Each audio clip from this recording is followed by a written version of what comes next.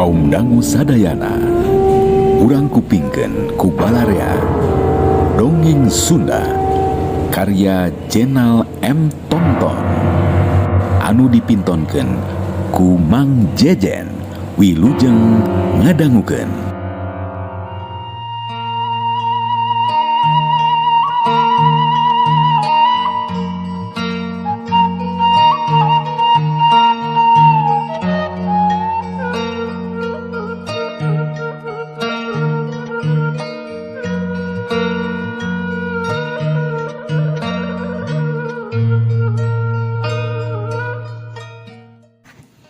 Bismillahirrahmanirrahim.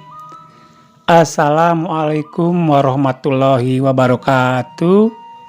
Sampurasun kanca mitra kaum dangu sadaya, tepang deui sareng sang simkuring Mang Jejen tea dina pidangan dongeng Sunda nu ngawantun judul Jurig Panganten. Kumaha kanca mitra dararamang? Alhamdulillah eta anu ditedanya. Tak kitu cing daramang sadayana teras cing dilalancarkeun nyiar rizkina. Amin amin amin ya robbal alamin. Kanca mitra kaum dangu sadaya, hayu urang teraskeun hanca nu katunda dina bagian kasalapan. Tos tugi ka mana eta teh oneng Risma ka tamu ka angganya. Sekali deui Mang Jejen ngemutan boh pilih aya nu bade absen. Biasa absen di kolom komentarnya supados Mang Jejen terang ti manana kaum dangu lalinggihna. Tah kitu. Semangat supados teu nyangkolong ting kana waktos. Ieu lalakon Jurig Panganten urang teraskeun. Siapkeun kopi, siapkeun lalawuhna. Der ah.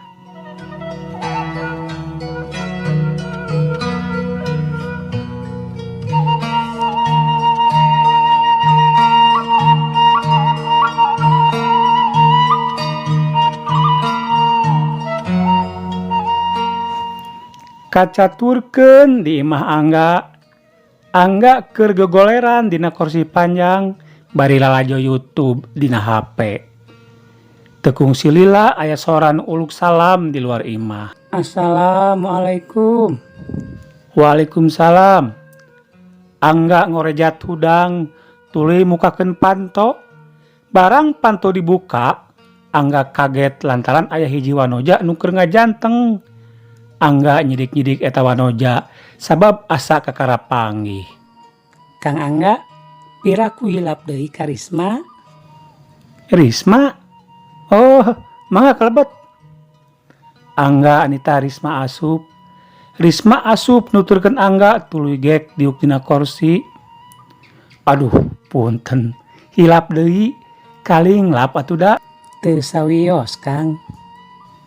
Punten, bade ngaleueut naon? Ciherang atanapi cai enteh? Atuh wios Kang Angga, teu kedah ngarerepot.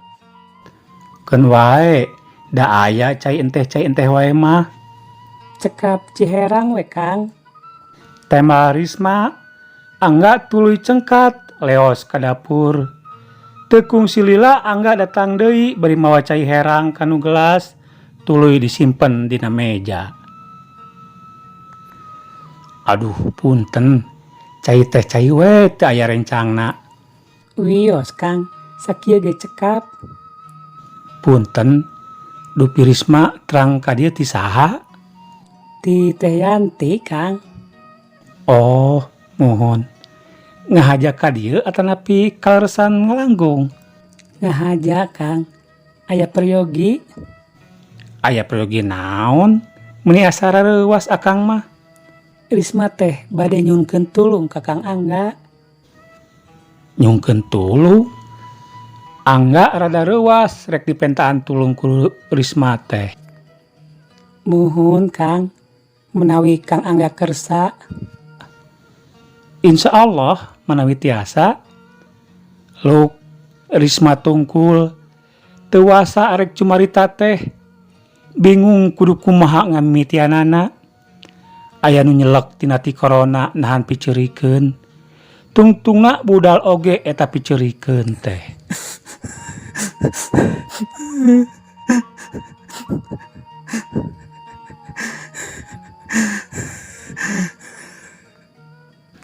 Angga kaget tuluy nanya ka Risma. Geuning kalah nangis. Angga bingung, rampang reumpeng samar polah. Angga nyokot gelas nu isi cai luhureun meja, laju diinumkeun ka Risma. Ris, ieu leuet heula geura. Risma nampanan gelas nu diasongkeun ku Angga, tuluy caina diinum. Sanggeus rada tenang, tuluy Risma nunda gelas di luhureun meja. Kunaon Risma teh? Pok kuartoskeun menawi Kang Angga tiasa ngabantosan. Cek Angga sangkan Risma ngabejakeun karepet naon nu keur tumiba ka manehna. Kieu Kang Angga. Kang Angga ge panginten tos terang. Yen nikahna Risma ka Juragan Komar teh sanes dasar suka sama suka. Da aya dasar cinta dina enggoning ngawangun rumah tangga antawis Risma jeung manehna. Angga ngabandungan caritaan Risma bari teu weleh ungut-unggutan. Risma teh dipaksa kupun bapa. Sangkan kersa dipigarwa ku Juragan Komar. Nah, naon sabab tuang Rama beut maksa miwarang Risma nikah sareng Juragan Komar? Pun bapa gaduh sametan ke Juragan Komar. Dugi ka ratusan juta. Pun bapa ngica bumi kanggo naurna. Tapi teu nyumponan. Seueur keneh kirangna. Nya Juragan Komar minta diri abdi kanggo ngagantosan kakiranganana. Dugi kaki itu geuning nasib nu tumiba ka Risma teh. Kawitna Risma ge berontak Kang. Tapi Risma karunya ka emak sareng ka bapa. Lamun Risma teu nyumponan ka palai Juragan Komar, bapa sareng emak diancam bakal dipateni.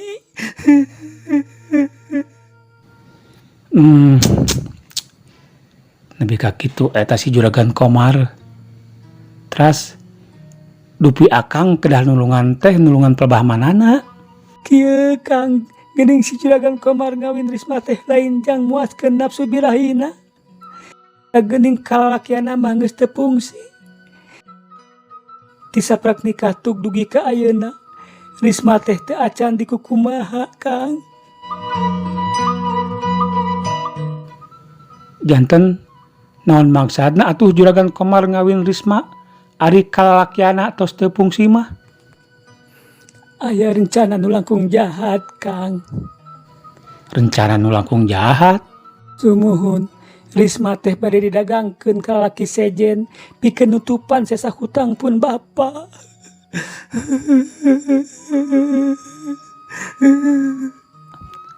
Cek Risma bari tuluy ceurik ngaguk-guk.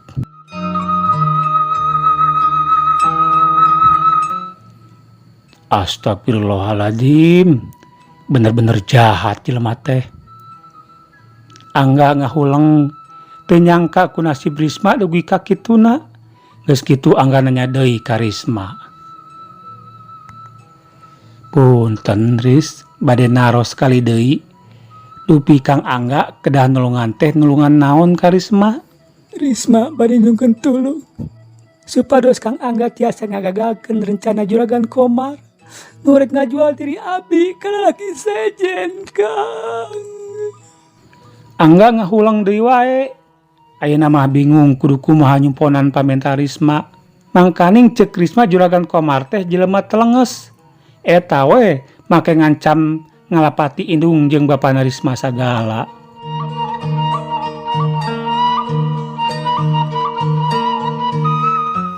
Kumaha Kang Angga?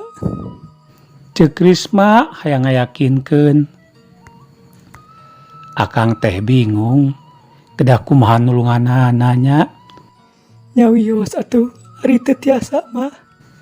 Ente sanes kitu. Akang pasti nulungan Risma. Ke Kang Angga milarian jalan kumaha carana? Alhamdulillah. Hatur nuhun sate acana Kang. Mohon sami-sami. Upami kitu Risma bade teras wangsul bilih juragan Komar milarian. Oh mohon, bari dijejapkeun atuh. Wios nganggo ojol we Kang, kayak dipayut. Oh mohon atuh. Risma cengkat tina diukna tuluy kaluar dituturkeun ku Angga.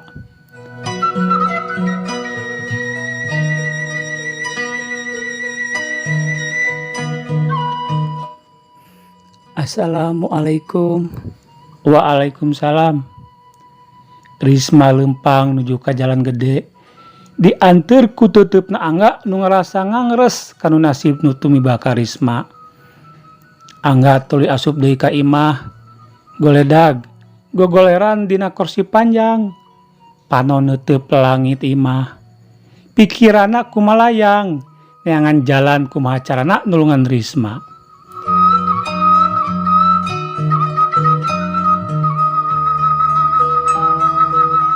Reup, Angga meuremkeun panonna. Keur kitu jol kadenge aya sora awewe nyarita ka Angga. Tong salempang Kang, ku abdi di bantosan. Korejat, Angga hudang tuluy alak ilik ka sabudareun imah, tapi eueuh sasaha. Sahanya dateng ngimpi kuring teh, malah teu sare-sare acan. Angga nyarita sorangan. Angga cengkat tuluy ka dapur. Barang Angga ka dapur, tetela di dapur ge taya sasaha.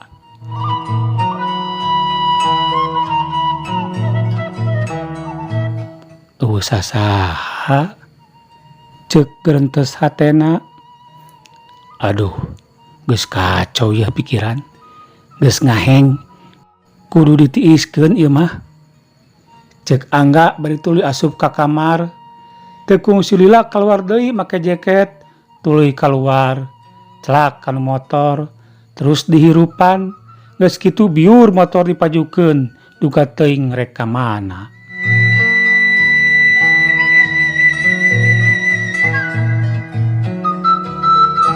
Urang tunda lalakon Angga nu rek niiskeun pikir, ayeuna urang caturkeun di imah Carmad.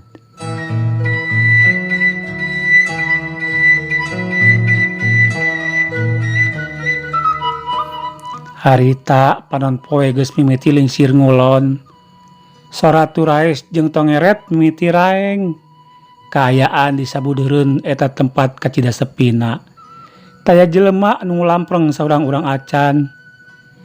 Di jero imah nu basajan, kadenge sora nu keur ngobrol, nyaeta Carmad jeung Marni. Rek nepi ka iraha, urang nungguan keputusan ti si Komar teh Kang. Geus teu kuat, geus teu sabar abdi mah. Aduh we, komo okong atuh. Lain kuna naon, hayang geura pindah ti dieu abdi mah. Hayang boga imah di kota. Nya, teh ku okang diusahakeun ka si Komar. Keur kitu aya nu nelepon kana HP Carmad. Barang ditingali sing horeng Komar nu nelepon teh. Kabeneran, panjang umur jelema teh. Carmad tuluy angkat telepon. Halo? Halo?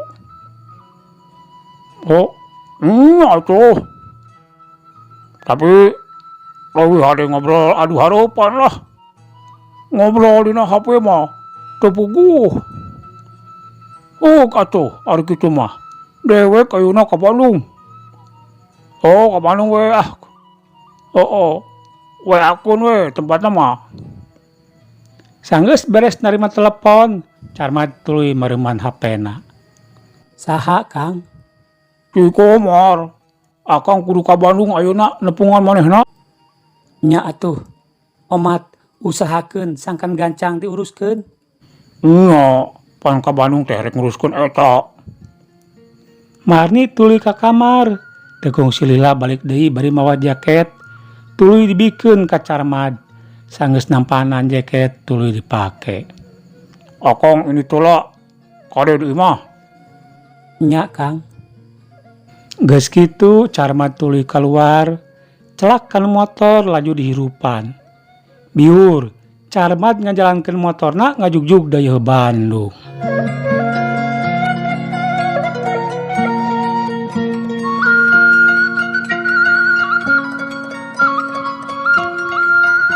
Teu kacaturkeun di jalana, Carmat geus nepi ka dayeuh Bandung.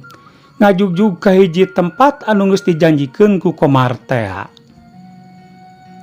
Di jalan, di pasampangan, estu pinuh ku kendaraan nu pagaliwota, nu ngolon, nu ngetan, ngidul jeung nu ngaler. Ari harita basa Carmat keur ngajalankeun motor ke arah kulon, beut pasilingsingan jeung Angga anu rek balik ka imah. Nasi gamang Carmat eta teh. Angga ngagerentes dina jero hatena, tuluy malikeun deui motorna rek nyusul Carmat. Carmat tuluy ditutur-tutur ku Angga. Angga rada anggang nuturkeunana sabab bisi kanyahoan ku Carmat. Teu kungsi lila, motor nu ditumpakan ku Carmat teh mengkol ka hiji kape. Reg, Carmat ngeureunkeun motorna di tempat parkir. Ari Angga ngawaskeun ti kajauhan. Sanggeus Carmat asup ka jero kafe, Angga markirkeun motorna tuluy asup ka jero kafe. Di jero kafe di tempat nu rada anggang, Carmat nyamperkeun saurang lalaki nyaeta Komar teh anu geus nungguan. Angga kerung basa ningali lalaki nu disampeurkeun ku Carmat teh beut asa apal. Asa apal ka eta jelema teh? Siga juragan Komar.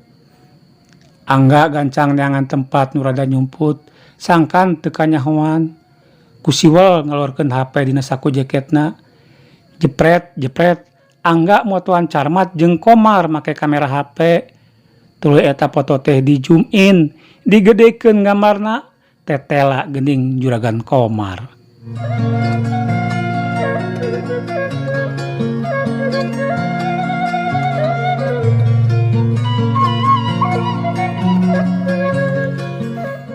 Nya juragan Komar, na aya urusan naonnya jeung si Mang Carmat? Leuwih hade gancang tepungan Risma. Ceuk geurentes hate Angga bari tuluy nelpon Risma. Halo Ris. Halo. Kadenge suara Risma dina telepon. Tiasa akang ayeuna nepangan Risma? Aduh ulah ayeuna Kang. Na kunaon? Waktos na seep. Kanca mitra kaum dangu sadaya. Hanya kapisan waktosna seep. Aduh keun. Ieu lalakon Angga dina jurig panganten urang cekapkeun heula dugi ka dieu nya. Insyaallah ke dina bagian 11 urang teraskeun deui. Tah kitu nedah punten samudaya kalepatan. Pilih aya kakiranganana. Assalamualaikum warahmatullahi wabarakatuh.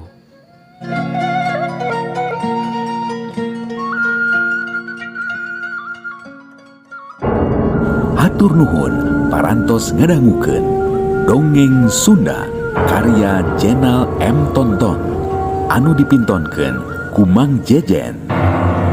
Antos dongeng-dongeng salajengna.